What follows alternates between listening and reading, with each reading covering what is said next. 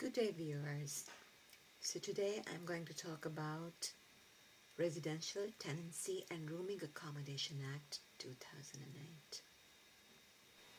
The reason is that I've been having a lot of difficulty with regards to rooming accommodation in Gold Coast. And so I talked to RTA about it, and they sent me some very useful information that I'm going to share with you. So first of all, what type of renter am I? Co-tenancy, subtenancy, and rooming accommodation agreements are covered under the Act. Room boarders and lodgers are not exempt for the application of rules about bonds. So there you go. The difference between boarders and lodgers is that boarders have all the facilities of residency as in a hostel with provision of a meal, whereas lodgers do not get any meal, but they get all of the facility. They just come with their personal belongings and move out. Having said that, when I spoke about backpackers hostels, they are different. Why? Because they are commercial. So let me tell you who are the renters who are covered by the Act. So if you are a tenant, you alone will be named on the file as a tenant and sign a tenancy agreement, and you will pay rent to the agent or the lessor. Next, co-tenants. If you are a co-tenant, both you and your other co-tenant partnership will have signed a tenancy agreement and named as tenants. So they have signed the agreement together as tenants, so they are co-tenants. Subtenants are not named as tenants on the tenancy agreement. So the tenants named on the agreement must get written permission from the lessor or the property agent to sublet. In my previous case, there were 3 bedrooms, and while the main tenant had one, I had another. The third was not rented. Now let's talk about the rooming accommodation resident. So who rents a room like I do and shares facility like the kitchen, bathroom and other residents with other residents, There must be 4 or more rooms, including your own, available for renting. And the provider of the accommodation does not live in the premises. So there you go. You cannot be a rooming accommodator with the owner. So what is the difference between subletting and the rooming accommodation? In subletting, the main tenant gets permission to sublet a room, private room, or with a bathroom. And in the other instance of rooming accommodation, all of the 4 bedrooms or more are occupied by 4 different rooming accommodators who share all other common areas, and the owner does not live among them.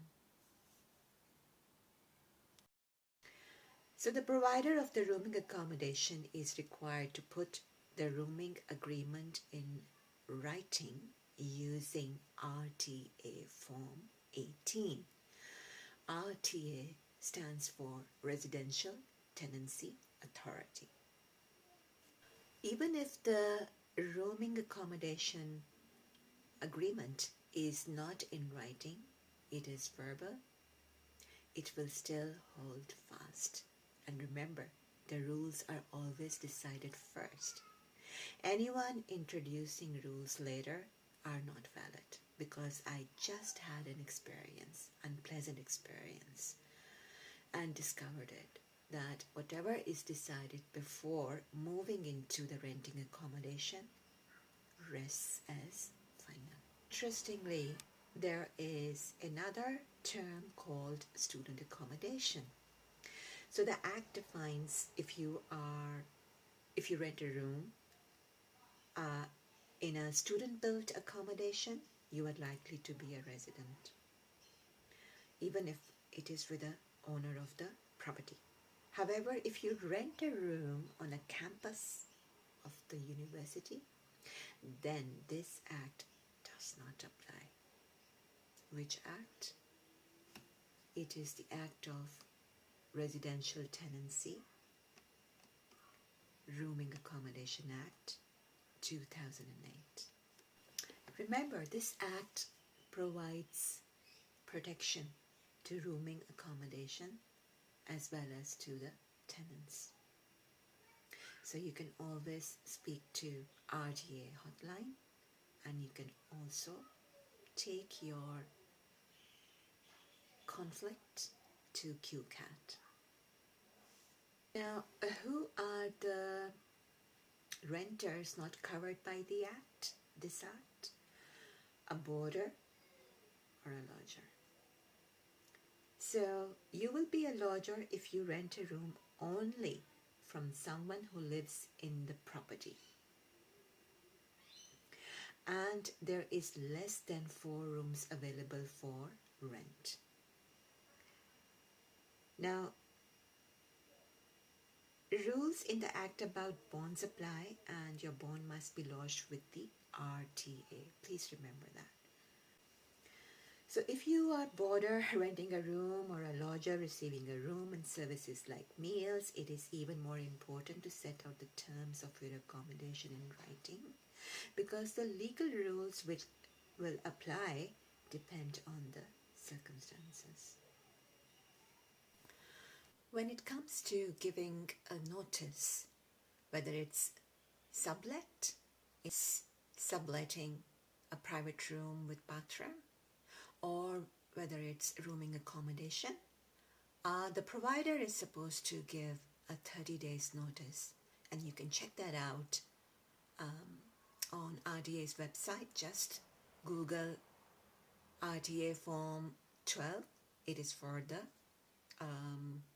head tenants, for the owners, for the agents, to give a notice in writing to the tenants of 30 days.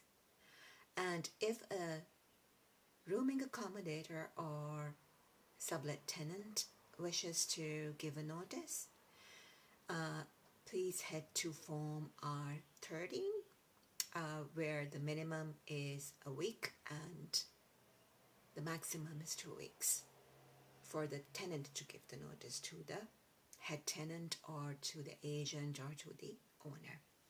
30 days apply if the notice is to be given by the agent or head tenant or owner, is because the tenant needs time to find a suitable accommodation for herself, himself, or theirself.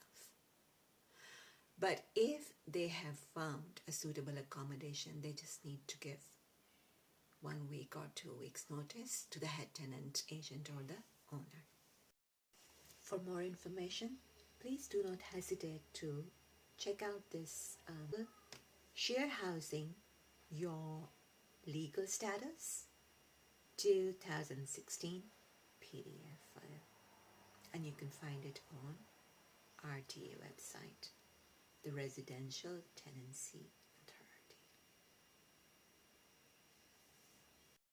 Surprisingly, I have found that locals, usually head tenants, are not aware of the Australian laws of RTA.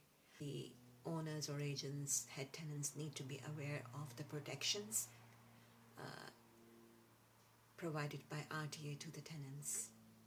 So it's best to work amicably, raise issues or get into conflict and go to QCAT. So if the renters wish to rest their bond, which is refundable, which is their money, yes, and security for the providers, they can rest the bond, refundable bond, with RTA, and for that you will require Form 16 RTA Form 16. You can just Google it and download these forms and use them as required.